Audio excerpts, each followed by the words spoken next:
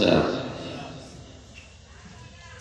সাপ ডাক দিয়ে কয়, আল্লাহর ওলি গো, আমি এখন বিপদে পড়ে গেছি, কেন আপনি সহায় করবেন না? আল্লাহর ওলি ডাক দিয়ে কয়, ও সাপ রে, তুই ছলনাময় প্রাণী, এখান থেকে চলে যা, আমি তোকে আশ্রয় দিতে পারবো না। সাপ ডাক দিয়ে কয়, আল্লাহর ওলি গো, একটু কান খুলিয়া শুনে নেন, যদি আপনি আমাকে আশ্রয় দেন না, আমি এক্ষুনি রাস্তার মাঝখানে লম্বা হইয়া শুয়ে যাইব, এক কদম সম্মুখের দিকে যাইতে দিব না, একটু আগের দিকে যাইতে দিব না। এখন আল্লাহর ওলি বিপদে পড়ছেনি, কথা কোন বিপদে পড়ছেনি? আল্লাহর ওলি বিপদে পড়ছে। এখন কয়, স্যার, এখন আমার কাছে কোনো ব্যাগ নাই, কোনো সামান নাই, কোনো ব্যবস্থা নাই, কোন জায়গায় তোমাকে পালাইতে দিব? তবে একটা জায়গায় আছে, সেই জায়গাটা হলো আমি আল্লাহর ওলির পেট। যদি তোমার ইচ্ছা হয় আমার মুখটাকে আ করে দেই, মুখ দিয়ে ঢুইকা পেটে আশ্রয় নিয়ে নেও। সাপে বলতেছে, আল্লাহর ওলি ঠিক আছে, তাই হোক। এইবার আল্লাহর ওলি মুখটাকে আ করে দিলেন। সাপ আস্তে আস্তে করে আইসা আল্লাহর ওলির মুখ দিয়ে পেটের মধ্যে ঢুইকা গেল। এইবার সাপ পেটের মধ্যে ঢুইকা তার বাসাটা সাজাইয়া বৈশা গেছে। বৈশা আল্লাহর ওলিকে ডাক দিয়া কয়, আল্লাহর ওলি গো, এইবার বলো তো, বলো, জলদি বলো, তোমার কলিজায় কামড় দিব না কোন জায়গায় কামড় দিব? এই কথাটা তো আল্লাহর ওলি আগেই কইছে, তুই ছলনাময়, আমার লগে ছলনা করিস না। এখন আল্লাহর ওলি বিপদে পড়ছে। আল্লাহর ওলি যখন বিপদে পড়ে গেছে, আল্লাহর ওলি ডাক দিয়া কয়, সাপ রে, এই অবস্থায় যদি আমার কলিজায় কামড় দেশ, তাহলে আমি আল্লাহর ওলি দুনিয়ার জমিনে লাশ হয়ে পড়ে থাকব। দুনিয়ার শিয়াল শগুন কুকুরে খাবে, বেইজ্জতি হবে।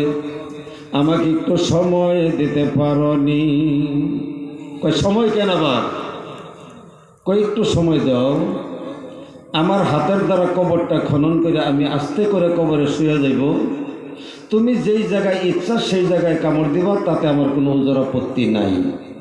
কমপক্ষে আমি আল্লাহর ওলির লাশটুকু হেফাজতে থাকবে। জোরে কোন আল্লাহু আকবার। কথাটা বুঝতে পারছেন কি? সাপ কয়, ঠিক আছে, সময় দেওয়া হলো। আল্লাহর ওলি বিশাল জঙ্গলের মাধ্যমে কবর খনন শুরু করে দিল। এ বন্ধু, যখন কবর খনন প্রায় শেষ হয়ে যায়, এমন সময় পিছন দিকে আইসা একজন মহিলা মানুষ বলে, আসসালামু আলাইকুম গো আল্লাহর ওলি।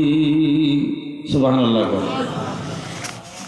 আল্লাহর ওলি কয়, বিশাল জঙ্গল, আমি আল্লাহর ওলি পুরুষ একলা, এই জায়গায় মহিলার আওয়াজ আবার কোন দিকে? ডানে বামে সম্মুখে তাকায় নাই, পিছনের দিকে তাকায়া দেখেন এত সুন্দরী একটা মাইয়া মানুষ, মহিলা মানুষ, মাথার মধ্যে সবজি রঙের পাগড়ি পরিধান করা, শরীরের মধ্যে সবজি রঙের কাপড় পরিধান করা।